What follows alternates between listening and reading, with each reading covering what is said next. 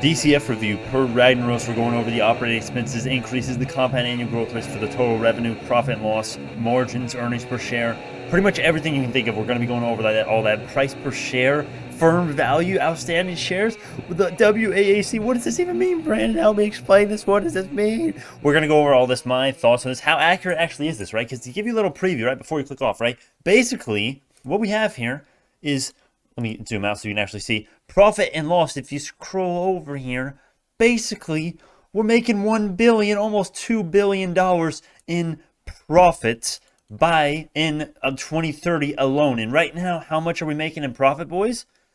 Zero. Well, we're making, we're in the hole. We're losing money. We're losing money right now. We're not a profitable company. Bionano Genomics is not a profitable company, and we're going to be going over all the details. We're going to be going over operating expenses, the manufacturing discounts, total addressable markets, new applications, innovations in the Sapphire, nanonozzle, lineage and services, profitability, realism, and the probability of this stuff actually happening, along with telling you what my thoughts are as far as how far off are these numbers from my own numbers. Now, I have not actually projected this itself, so I can't really tell you, oh, this is not my calculations. According to my calculations, we're getting 0.5% this way. I can't tell you exactly, but I can just tell you some of the things. There are a few things in here that I would have tweaked if I was this person, but yeah, we're going to go over all that and more. Please use the timestamps, the YouTube chapters, to skip to whatever part you want to look at the most. Very quickly, I have to say, Ragnaros, I'm going to link his Reddit profile in the pinned comment, because this is great work by him. And I also want to say before we start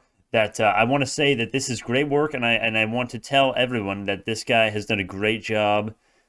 He tries to be very conservative in his estimations and assumptions, a little bit more conservative than I would have been. And also, we have some obscure things that no one really knows about. So I'm not, in no way am I trying to, you guys know the spiel, okay? I respect this man's work, man or woman's work, right? It's great work. I'm just going to give you my opinions on them. I could be freaking, you make the decision whether I know what I'm talking about, okay? That's for you to decide, right? This guy knows just as much, if not more than me, but there are a couple critiques I had, like critiques. Just a little bit of information I want people to know about in some of these compound annual growth rates, especially, and some of the assumptions that we do and don't make. We actually go over the points. I want to actually just tell you what we're looking at here, right? So 2021, he is projecting, interesting, he's projecting 23 million in total revenue for this year. And that actually is different that's actually very, very close to my projection that I made a while ago. I made the projection, my auspicious projection,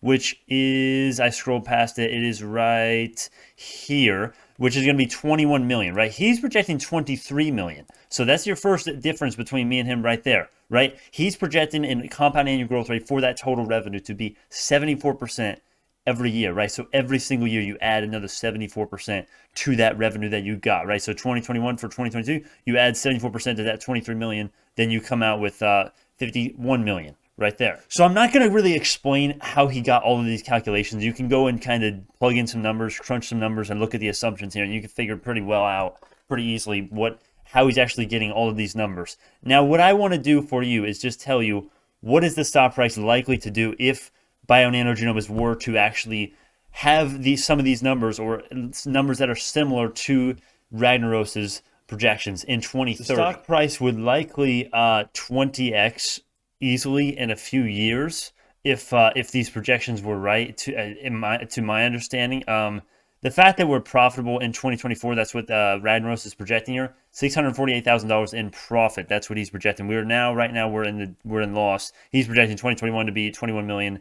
Loss. I'm actually not expecting the operating expenses to increase that much at least this year, and that is precisely because the compound annual growth rate of 65% that he is using here, I disagree with that. I think, well, there is a quote from the CFO actually that the operating expenses is going to be much lower than this, but of course Ragnaros is trying to be more conservative, so I'm guessing that's probably that may be why it's so high. I personally, he said that we're going to go over what the CFO says exactly, but it is not going to be as bad as that. And my personal opinion is that we could be profitable much sooner by 2024. I don't know. It's very hard to say. It's very hard to calculate operating expenses. It's not so hard to calculate the revenue, but operating expenses are much more of a leaps in faith kind of game. The most important thing that you can take from this before we go into the actual criticisms is that this is going to be a millionaire making stock, no doubt, if any of these, if these numbers are even in the same realm of what the actual numbers come out to be, right? And as we know, same thing with the last projection revenue review video, right? It's all about these bad boys right over here, right? It's about the units installed. This is what it is. How many units of Sapphire are we renting and selling each year? Are customers renting and buying? 150, 270, right? He's got a compound annual growth rate of 69%. It's all going to come down to that. Essentially, I mean, nano nozzle, technically, Sapphire cannot make any sales for the next 2 years, and then nano nozzle gets released, and then we go to freaking $1,000 a share. Technically, yes, if sequencing is really going to be made obsolete by nano nozzle, if the best case scenario comes out by 2023 or sooner, yes, we are going to moon. But that's not really what we want to do here, and that is something that we're going to criticize, or at least not criticize, but talk about the revenue projections here. So ape language too long didn't focus. Just know that we are, Ragnaros is projecting $2 billion in profit in 2030, and this is where the compound annual growth rate for Sapphire is being installed is 69%. That's absolutely huge. It's going to get the next few years, the next 5-10 years for Sapphire and Bionano. If these projections are right, if the author of the other article we got, I don't know what I forget, I think it was Investor Place, but that one article we did a video on, if that guy's projections are right, if my projections are right, I don't have projections for 2030, but if my synthesis is correct in the due diligence document, right, we will. A lot of people will make a lot of money with this. I'm talking 30x, 50x, 100x. If we make $2 billion in profit in 2030. Probably way more than that. I don't know exactly what it would be because I'm not good at math. But just to put it into perspective, we're not even making money right now. We're losing money right now on a year-to-year basis, right? I mean, we have $350 million in cash, but we technically are still losing money. The operating expenses are $45 million. Total revenue is only $23 million. We are going to make $2 billion according to this. We will, or that's the estimate, in 2030. $2 billion with a B, billion. Let that sink in. It's going to be huge. It's going to be 10x, 30x, 50x, 100x, 200x. Okay, I'm serious. I mean, it's safe to say that we would at least 50x, if not way more than that, if we were making $2 billion at some point, right? Once that news is out, which obviously that'll be 10 years, it'd be more like a slow climb, not like a news and then just boom, not really like that. But it would be, yeah, it would be huge. Okay, so enough summarizing. Let's get to the actual points. So the first one. My first thing that I don't really like here, but I shouldn't say I don't like, because this guy's just trying to be conservative. I think with estimates, it's way better to underpromise and overdeliver. Way better to be conservative in these estimates. But operating expenses is going to be in the 20 to 40% range this year, according to the CFO. And then he thinks he would keep it in that range for the next couple of years of growth. And there's your source right there. So he has it here, and this is really bullish, my friends, because he has the operating expenses right here. His annual growth rate, compound annual growth rate, is 65%. You take that down to 20 or 40%, and we're becoming profitable by 2023, maybe even 2022. So, and then you throw in a couple extra Sapphire adoptions. You throw in a couple more buying instead of renting from the customers, and you have a case to be made that we're going to be profitable in 2022 quarter four, or even any quarter in 2022 or 2023. Seriously, and also, what about this? What about the fact of these additional costs, right? This is an enigma to me a little bit. I would like to know why he is doing. It's way better to be conservative, right? I assumed additional expenses, the additional costs are actually getting higher. In the what do you call it? In the other article we had, he had a flat rate of the additional costs of those $30 million each year. He has a compound annual growth rate of 25%. That can happen. But long story short, these are very conservative estimates, which is good, which is great to see. Because if we get a little bit of luck, if we get a little bit of, if the markets do us any favor, if the company, if the world, if the customers do us any favors, we're going to be profitable by 2023 and before, most likely. That's, or at least, yeah, in my opinion, I think it's very possible that we are profitable by 2023 or 2022. And I have thrown around the idea that we could have a positive EPS for quarter four this year. That one is still, I never have said we're going to. I've always said it's a low chance, and it is a low chance, but it's still possible. We have got a ton of adoptions. We have got a ton of installations. I'm still confident that could happen, but I think there's still a really low chance, right? I'm still sticking with that less than a 5, less than a 10% chance that we actually get a positive Q4 EPS 2021. Very, very unlikely. But for positive earnings per share in 2023 and late 2022 or even early 2022, that's not off the table at all. That's not off the table at all. I mean, all you have to do is take one of these quarters, 1/4 of having, low additional costs because they're going to do, I don't know, they decide to blow a lot of their marketing money in Q4 as opposed to Q3 2023. And then the additional costs go way down. The revenue starts coming in because Q4 is a strong quarter as opposed to Q1, right? According to the CEO, we can get into that quote if you want. And then you got a positive EPS, right? So this can definitely happen. But anyways, that is the first thing that I would critique there. It's going to be 20-40% operating expense increases year over year, according to the CFO for the next few years. So this is good to see. The fact that the CFO is only projecting 20-40% operating expense year over year growth for the next couple, quote, next couple years of growth, including this year, right?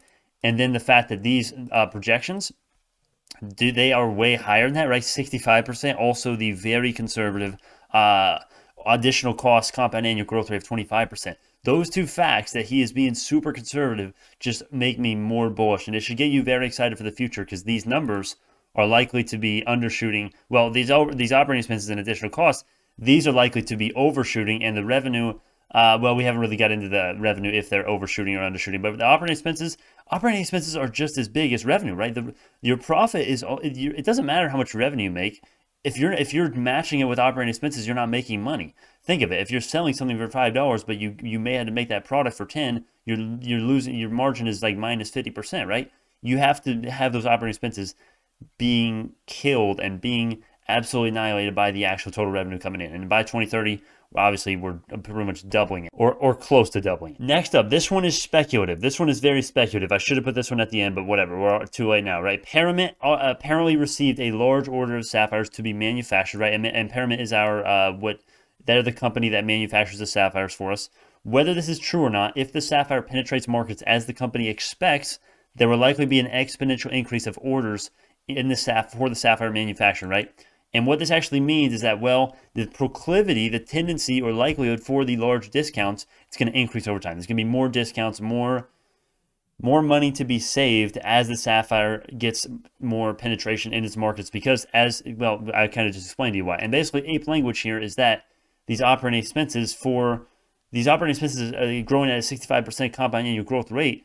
It's just going to, I think that's actually going to decrease over time. The compound annual growth rate I don't know if it's going to be a flat. I know for these revenue projections, it's much easier to just do a flat rate, 65%, 50%, whatever, every year. That's what the compound annual growth rate is for.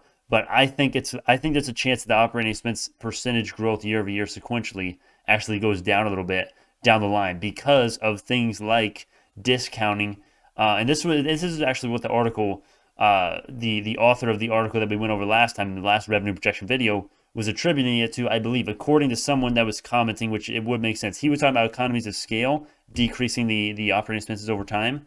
It could be one of those economies of scale could be discounts for large orders, as opposed to if you were a new company, you wouldn't have large orders because you don't have a lot of demand. You could do large orders, but there's no demand. You're going to have a ton of supply. Where do you store it? Operating expenses go up for warehouses and storage and blah, blah, yada, yada. This is boring now, right? Basically, ape language, operating expenses and the 65 and 25% annual growth rate for the operating expenses and additional costs likely to be overshooting it by a lot, which is very bullish, very bullish. And as far as the source for this, the source is not that good short term, but the principle and the point here is the same, right? Over time, if the sapphire does take over the CMA fish and karyotyping markets, right? If it does make those guys obsolete and we become the new gold standard of care, we are going to get large discounts over time, thus reducing the operating expenses in the future. As far as the recent order, not the best source of information. I'm not going to show you my sources right now just because I don't think it's that big of a deal. So you feel free to not believe me on that, I guess, if you want. Usually I cite my sources all the time. This time I'm not. But But yeah, that's something to keep in mind, right? This could happen sooner rather than later. Total addressable market, right? So this is really interesting. According to this right here, right? So by 2029, this assumption seems very conservative. As per Eric, with 10K sapphires, their market is around 2.6 to 3.8 billion. Now, I'm not trying to like say this guy doesn't know what's going on or anything, but the fact is that overall, right, I'm not even talking about what he's specifically talking about. The market with 10K sapphires by 2029, with 10K sapphires, then the market because of that would be 2.6 to 3.8 billion. I want to talk about the total addressable market, right? Eric has said, and this is what everybody thinks, 3 to 3.5 billion, 2.6 to 3.5 billion. It's wrong. It's factually wrong. Eric has said, and this is why you watch these videos, my friends, we know that it is higher than that. He was asked about the total addressable market in cytogenetics, and this was in the quarter four 2020 earnings report, I believe. So when asked about total addressable market, there's roughly 2,500 labs worldwide, yada yada, right? 3 to 3.5 billion market. That's what it is. But if we scroll down here, so you can actually see what I'm talking about without my face getting in the way, with the technology accelerating capabilities as quickly as it is, the total market opportunity for optical genome mapping goes well beyond that low single-digit billion-dollar number. And what does he mean by single-digit billion number, right? Well, let's give you a little key down here, right? He means 3 billion, right? Right about here. That's what he's talking about, 3 to 3.5. That's horrible. All right, but that's gonna have to work, right? You can't even understand. It's just gibberish. But you understand what I'm getting at, right? So basically, the CEO, and it's because, right? It's because it's harder for us to quantify it specifically because some of the applications haven't even been developed, and others are still on the come, right? I go over this quote so many times because it's literally Eric confirming that applications for the Sapphire for their company are not even developed yet. So it confirms that there's more markets, more innovations, more things to come that are not developed yet. They're still in the come. It just, now what does that mean? Nano nozzle? Does that just mean prenatal that they haven't penetrated yet? Does that just, what does it mean exactly? I don't know. But what I do know is that there's many of them, right? There's some, that's plural, not one. Some of the applications haven't even been developed. He also talks about, obviously, the technology accelerating their capabilities as quickly as it is. We've got nanonozzle patents. We've got single nucleotide variant detection, right? We've got higher throughput coming in, 14-fold increase.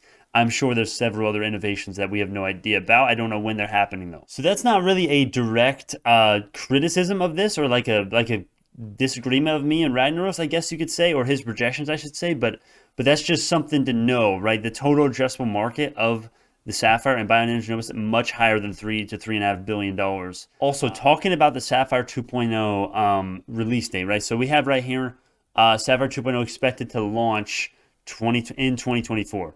I think he means in. He means in 2024, not by, right? Because if it was right, because he has the first revenue coming in from the Sapphire 2.0 as under the year 2024. Now we actually know. Technically, it could be like, technically they could mean with this quote that I'm about to show you, they could mean it's going to be ready by 2023 and it's going to release like by end of the year / right at the, going into 2024. But if we read the quote here, Eric was asked about the Sapphire 2.0 release. This was in the May 13th, quarter 1, 2021 earnings report, I believe. Yes.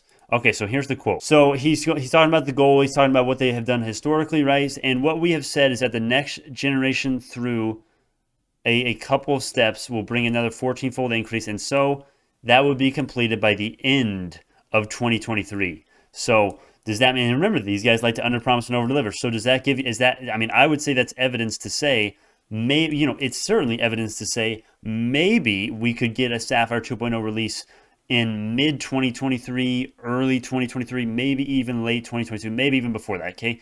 Who knows, okay? 2024, technically it's going to be done, it's going to be completed. It would be completed by the end of 2023. Does that mean commercial release? We don't know exactly. That's why I like, here's the thing, I really like Ragnaros' projections because they're extremely conservative, and although of course he probably knows about most of the stuff that I'm critiquing him on. Not really critiquing, I don't know what else to call it though. I'm just bringing up extra data here for everyone to know, and I'm kind of explaining this in an ape language way, right? But this is one thing that you need to know as well, right? End of 2023, the fact of the matter is that we could maybe, and I would say there's a realistic chance. I'm not going to say probably, but there's a realistic chance this right here, Sapphire 2.0 revenue in 2024, right? That's what it's under. There's a realistic chance that this goes from here to here, or even this would be very nice. I don't expect this to happen, but it could happen right here, right? Remember, we've got a prototype of this coming quarter for this year, 2021, right? So yeah, it could be released commercially in 2024, but apparently it's going to be completed by the end of 2023. So, that's just something to keep in mind. I'm not necessarily saying that it's going to be completed by, before he's projecting. It could be NK. We don't know. We don't know. We don't have a ton of information to work with here. Also, he's kind of hinting and kind of directly implying that it will be the consumable pricing will be $100 per sample with this release, which apparently will be 2023. And I believe he has the revenue. Radnose has the revenue per consumable going down only to 100 by 2028, which according to Eric in this quote, I guess would be 2023 to my understanding. And of course, this would decrease revenue technically, but it would also increase sales. So actually, it would actually increase revenue totally, most likely, right? If it led to a number of increased sales that would compensate and then some for the loss of revenue for each sale, going from 550 and 450 to 550 down to 100 per genome sampled. So that's that's just something to keep in mind. I'm not making the claim because this is just one quote, and I think a lot of people agree with the whole. I don't know. We'll see. But this quote does imply that there will be $100 per consumable per sample per genome for by 2023 with the next generation Sapphire 2.0, essentially the higher throughput Sapphire. They call it the next generation counterpart Sapphire. Basically, I wish they would just be consistent with what they call it. Sapphire 2.0 / higher throughput Sapphire. That's what I call it, at least. Also nano nozzle, and I did ask him about this, and he said he didn't put it in because it's just so hard to calculate the revenue increases, and I agree. I was trying to do a little bit of I tried to start the process of calculating what the revenue would be for the nano nozzle, and we just don't have enough. We don't really have anything concrete. All we have is that it's going to be a product / innovation in the Sapphire or another product that is going to be able to perform sequencing. It's going to have sequencing capabilities along with maybe possible single nucleotide variant detection. So if there's someone that's an expert on single nucleotide SNV detection and sequencing capabilities in the nano nozzle and you want to read through the patents, please do, and please post it to our Discord, finalizing clean DD only, and then you can do your BNGO research and data. If you need help, BNGO, right, you can do all that, right? So that is something to keep in mind. Please, somebody, if anyone wants to give it a chance to calculate the total nano nozzle revenue, I don't think it's really that possible. There would be a lot of assumptions needed. A lot of assumptions would need to be made. But anyways, yeah, this is something, and it's still important for us to talk about. What I can tell you, what I actually do know, is that revenue by the nano nozzle, if it comes out by 2023, I do believe it is confirmed by an article that nano nozzle would be released by the end of 2023. But I don't know if that's a reliable source, and I don't have the link on me right now because someone sent it to me, and I don't have the link off the top of my head. But I will get that in a future video. We will be going over the dates for the nano nozzle at some point for sure. Definitely watch out for the channel for the video when that drops. That's why you want to keep up with this channel. But quick plug right there, Lineagen, right? He doesn't mention Lineagen whatsoever in here, which is fine, right? But I do hope that he. I don't know where he would have. I guess he would have just put Lineagen's 3.2 million revenue yearly projection that I made a while ago, or something like that, compound annual growth rate of something small, and just added it into the total revenue. I would have liked to see a subcategory of this. I'm not seeing it. To my understanding, there is no Lineagen mention in here at all, right? If we actually Control F Lineagen in the actual thread, there's nothing. So I'm a little bit confused with that. I would love, Radneros, my friend, if you're watching this by any chance, tell me what your compound annual growth rate was for Lineagen's revenue and operating expenses, but we don't know about that. We don't know a lot about Lineagen. We do know probably enough to calculate. At least I calculated 3.2 million for this year in revenue by Lineagen, like way back. What if we get innovations in Lineagen's products and services, right, with autism diagnosis and all of their services that they offer? And I'm not even done with my Lineagen due diligence here, but this is huge, man. They are huge. They create a lot of revenue for us, and they are going to be huge and crucial to the success long-term of Bionano Genomics. Services as well. We do offer now a service, and I think this has been going on for a little while, but we do offer a service that we can actually, if you just want your genome sample or whatever sample you have if you want to test it and you want to know the greater than 500 base pair detections, you want to know what variant classes you have, what's going on, you can send your sample to Bionano and then they can analyze it for you, and you just pay. You just pay for the service. So that is something again that I don't think he. I don't know if Ragnaros actually added this in his projections.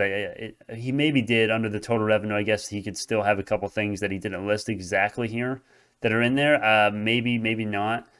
But that's kind of product sales. So I don't exactly know if this is included, but that is something that is likely to increase and be a factor of the total revenue coming in. That could grow, that could get less, but yeah, that's just something I wanted to throw out as well. The service of Bionano that not many people know about. Also, profitability, realism, and probability. Profitability, given the learning curve, given the very, very conservative operating expense compound annual growth rate, along with the additional cost CAGR rate, it is likely that we are going to be profitable before Ragnaros' projections. In my opinion, I think 2023.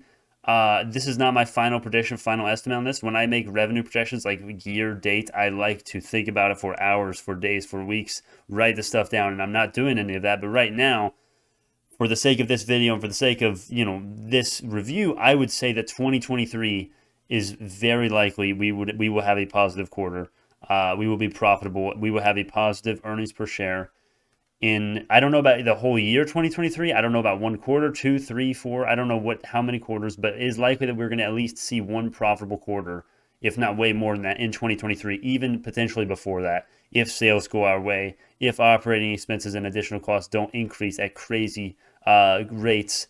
I would consider these a little bit crazy, but yeah, this is kind of I would not be surprised if 2022, 2023 we are profitable before 2024. That can change. That can change based on the fundamentals and the revenue, but right now, I think it's likely, not necessarily guaranteed, but that's something to keep in mind. Realism and probability. I recommend you watch the Must Know BNGO information playlist on my channel. You can go to playlists, or you can go to the description, the pinned comments or description, and you can find Must Know BNGO information. You can find the due diligence video. That'll take you to it. This is how you can find and kind of make up your own mind on if these projections are realistic and if we are realists or if we're a little fanciful and what the probability is in your mind, right? I want you to make your own investment decision when you're looking at these numbers. Of course, I've done a lot of research, and the due diligence is now 101 pages after I made this DCF review per Ragnaros video here.